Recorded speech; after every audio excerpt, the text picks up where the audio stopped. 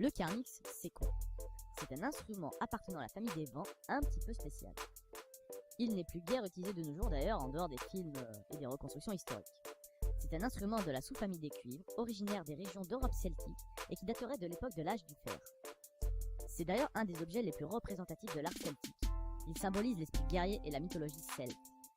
Il ne servait pas à faire de la musique à proprement parler, mais à l'époque où les moyens de communication modernes n'existaient pas, le carnyx permettait de donner des ordres sur les champs de bataille.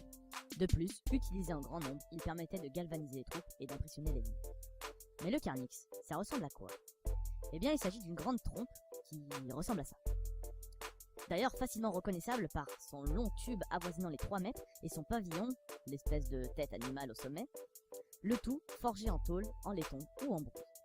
Le travail du métal chez les Celtes est d'ailleurs impressionnant, en créant des pavillons en forme de sanglier, de dragon ou de serpent très détaillés. Les carnyx sont souvent différents d'une tribu à l'autre. Par exemple, en Écosse, le carnyx de Dexford, découvert en 1816, présente une languette de bois rivetée au sein de son pavillon, alors que celui découvert en Corrèze, en France, présente des lamelles métalliques dans les oreilles. Quoi qu'il en soit, ces lamelles avaient le même but, elles servaient à rythmer le souffle de l'instrumentiste. Des sources grecques et romaines rapportent la peur des troupes de soldats face à des dizaines de ces instruments, de par les sonorités étranges et puissantes qu'ils procurent. Je vous laisse pour conclure. Écoutez justement le son très insolite du carnyx.